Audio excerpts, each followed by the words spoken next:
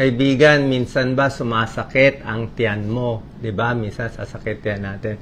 Ngayon, tuturuan ko kayo paano mag-iisip parang doktor. Okay? Para malaman anong dahilan ng sakit sa tiyan.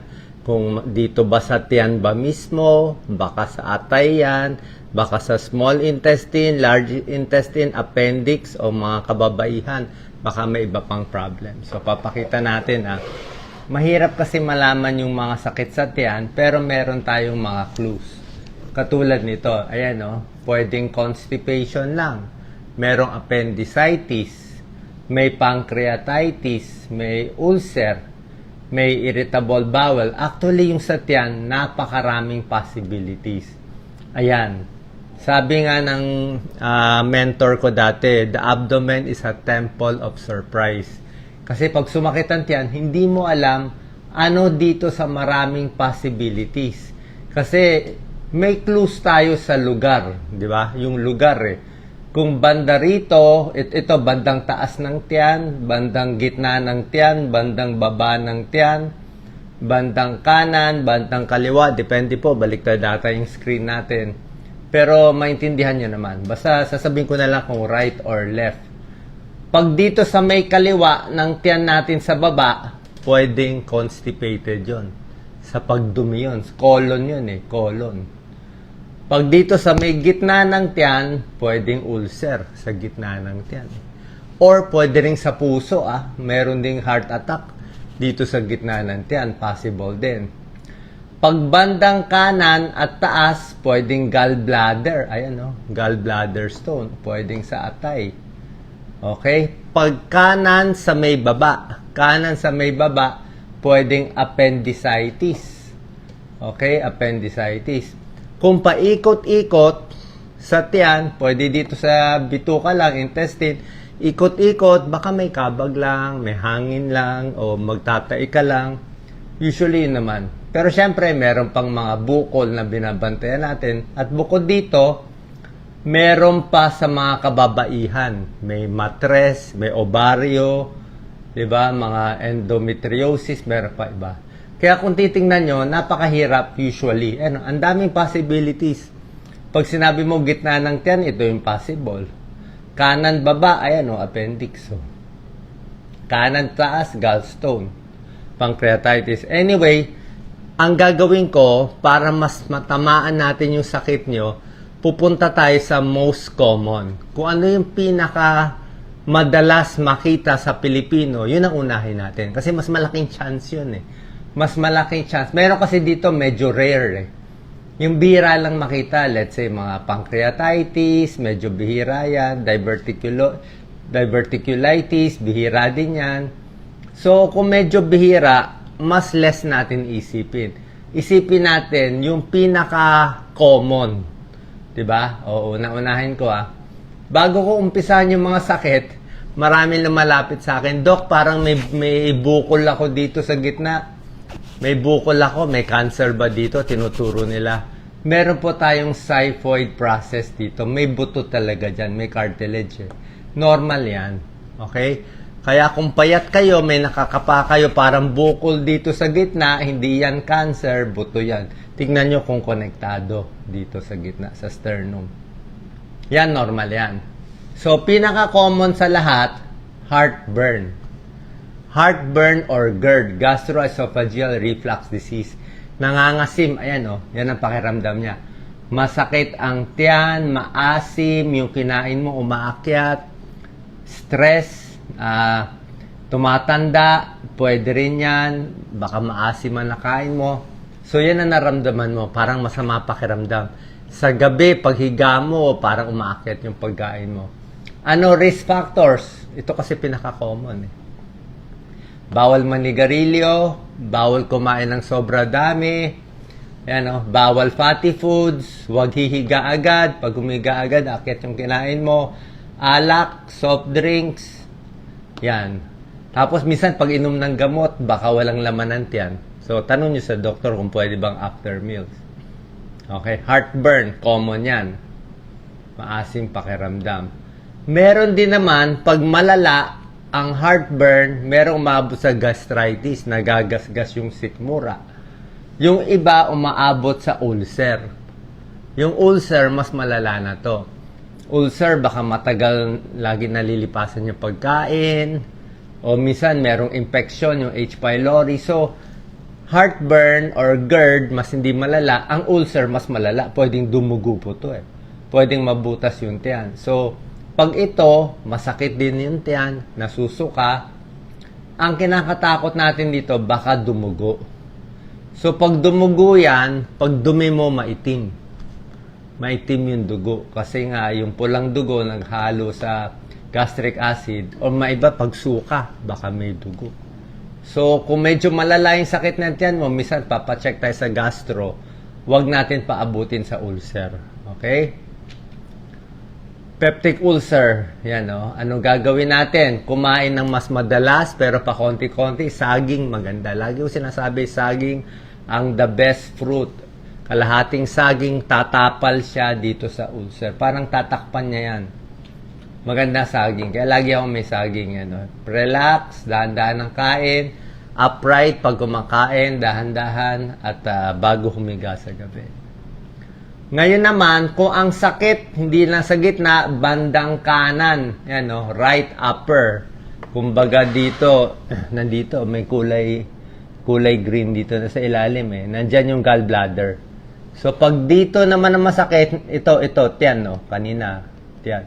Ngayon, pag bandang kanan pataas, pwedeng gallbladder stone. Very common to. Mga 30-year-old, 40, 50-year-old kababaihan, mayroon din sa lalaki, gallbladder stone.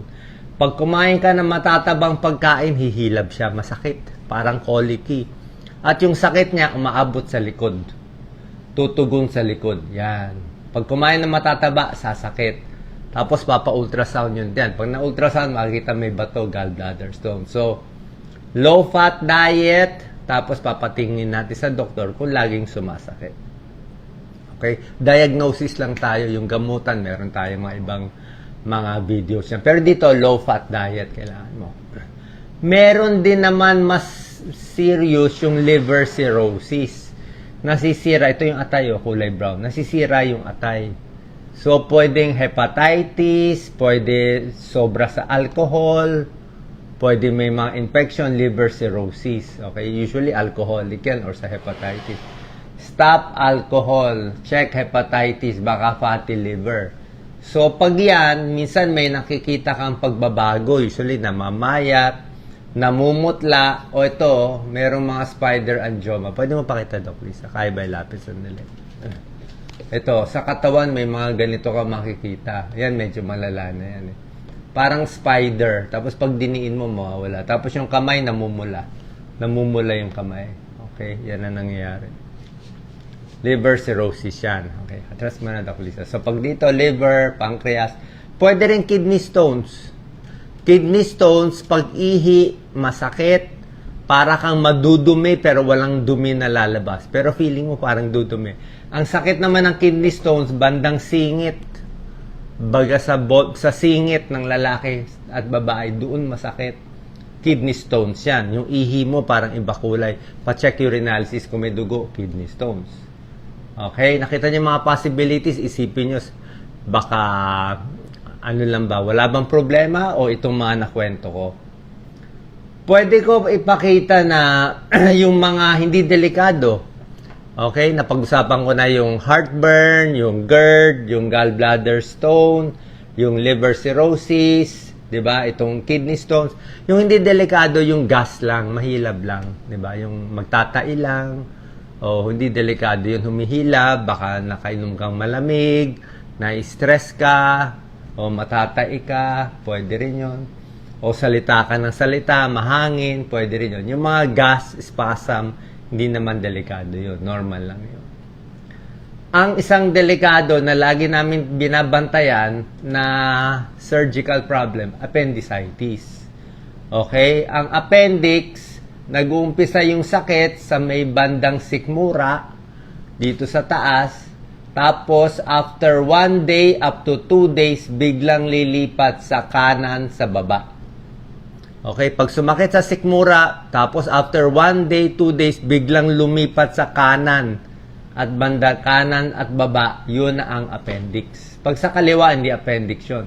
Pag sa kanan, kumbaga dito sa drawing, dito sa anatomy natin, dito sumasakit, pero dito, lilipat dito sa kanan. Ito yung itsura ng appendix, so, inooperahan yan pag appendix. Okay, pupunta agad sa emergency room. Sintomas, masakit ang tiyan, hindi nawawala, kahit anong gawin, nasusuka, pwede rin yan. Appendicitis. Minsan may lagnat. Meron ding luslus. Okay?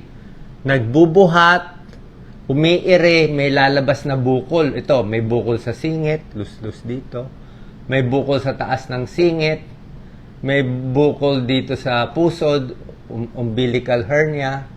Meron dito sa abdomen. So, depende. Pero minsan madalas sa singit. So, kung may luslus, papacheck rin natin sa surgeon. Pag hindi nakuha sa conservative therapy, ay minsan inooperahan dito. Iwas sa matinding pag-ubo. Kaya pag-uubo, ako nga medyo pigil. Diba? Huwag masyadong mag-iire ng mabigat. Huwag masikip ang pantalon. Ito, problema ko. Irritable bowel syndrome. Irritable bowel syndrome, laging humihilab yung buong bituka. Large intestine, small intestine, hilab ng hilab ng hilab. Ito, ilang taon magsasuffer niyan. Ang dumi mo, minsan malambot, minsan basa, parang hindi matapos ang dumi, mahangin, diarrhea, constipation, abdominal pain. Pero pag chinek up, wala naman makita. Usually, irritable bowel syndrome, maraming may ganito. 30% ng tao pwede may ganito. Konektado siya sa stress, konektado siya sa depression. May depression, may stress, maraming iniisip, maraming may irritable bowel. Anong gamutan dito? Natural remedy lang ako puro gulay. Gulay lang ako Kaya pag constipated ako, gulay, gulay, gulay. Pag diarrhea naman ako, saging, saging, saging. So yun lang pinagpapalit ko. Maraming saging, pag medyo malambot ang dumi, pag matigas ang dumi, gulay, tsaka ibang prutas. Pag babae naman, pag babae sa may baba, di ba? Ito pang babae lang Pag sa may baba ng tiyan, sa baba ng pusod, may ibang possibility. Babae, baka buntis. Diba? Baka ectopic pregnancy. Baka may infection, pelvic inflammatory disease, sexually transmitted to. Baka myoma, may myoma. Baka ovarian cyst. Baka may bukol, may cancer. Baka may problema sa mens. Kita nyo? Meron pang endometriosis. So, pag babae, vaginal ultrasound, ultrasound lower abdomen, iba ang sinisilip. Papacheck tayo sa OB. So, pag babae, sa baba, pwede rin kidney stones kasi yung kidney sa baba din. Pwede rin colon. So, nakita nyo, ito yung mga possibility. Pag babae, ang clues natin na hindi na normal na regla to, yung sobrang cramps ka na, masakit na sa puson, parang kakaiba nararamdaman mo, hindi na normal menstrual cramps. Papacheck tayo sa doktor. Baka may ibang possibility. Pinakamalala sa lahat, yung pinaka-serious na life-threatening abdominal aneurysm. Usually, may edad dapat to Dapat above 50 years old. Yung may aneurysm sa utak, pumuputok, brain aneurysm. Pero ito, may aneurysm sa tiyan, abdominal aortic aneurysm. So, humihina ang lining ng aorta dito. Yan, dapat diretso lang yan, normal Biglang lumobo. Parang time bomb to So, pag pumutok to, namamatay yung pasyente. Na-operahan to, pero major operation yan. So, pag laging humihilab ang tiyan, masakit. Kaya pag nagpapalpate kami ng tiyan, dapat dahan-dahan lang ang kapa. Huwag mo rin tusok-tusukin yung tiyan kasi mamaya may aneurysm, matusok mo, biglang pumutok So, dapat suwabe lang ang tusok. Okay, ito nakikita rin to sa ultrasound. So, ito yung pinaka-serious. Usually, matanda, may high blood, may diabetes, at parang humihilab ang pakiramdam. Yan, humihilab yan, pumupulso yan. So, basically, kung wala pa tayong diagnosis, syempre, ultrasound, urinalysis, blood test, papacheck sa doktor. Pero kung di nyo pa alam, inom muna tayo warm water. Wala namang masama Kahit anong sakit mo, Warm water, maganda sa tiyan. Detoxify, maganda sa kidney stone. Maganda sa blood circulation. Maganda sa katawan. Maganda sa constipation. So, inom ka lang muna na inom ng tubig. Walang bawal dyan. Pwede mo dagdagan ng luya, salabat. Yung iba, apple cider. Yung iba, chamomile tea. Pwede rin yan. May iba, nag-stretch, walang problema.